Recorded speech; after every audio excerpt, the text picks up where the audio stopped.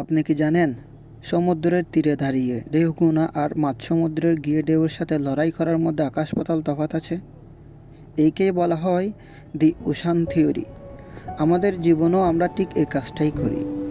আমরা স্বপ্নের সমুদ্রের তীরে দাঁড়িয়ে থাকি, ঢেউ আশ্রয় পড়ার শব্দ শুনি আর ভাবি, ইস, যদি ওপারে যেতে পারতাম। কিন্তু পা ভেজানোর ভয়ে আমরা এক পাও সামনে বাড়াই না।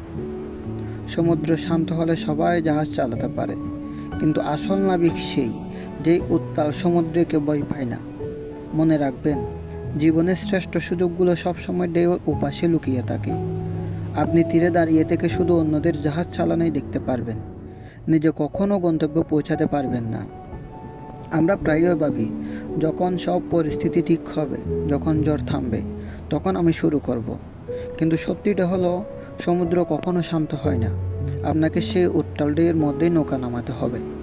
হয় আপনি ডুববেন, নয়তো দিগন্ত জয় করবেন। কিন্তু তীরে দাঁড়িয়ে থাকলে আপনার কপালে শুধু বালির ধুলো আর আফসোস ছাড়া আর কিছুই জুটবে না।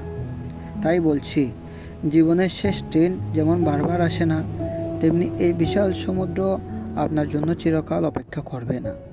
ঢেউকে ভয় না পেয়ে আয়োজন এমন, কারণ দিন শেষে মাঝ সমুদ্রে ডুবে যাওয়ার গর্ব তীরে দাঁড়িয়ে থাকা নিরাপদ বীরতার চেয়ে অনেক বেশি সম্মানের। তা এখনই কি আপনি তীরে দাঁড়িয়ে ঢেউ গুনছেন, নাকি মাঝ সমুদ্রে যাওয়ার প্রস্তুতি নিচ্ছেন?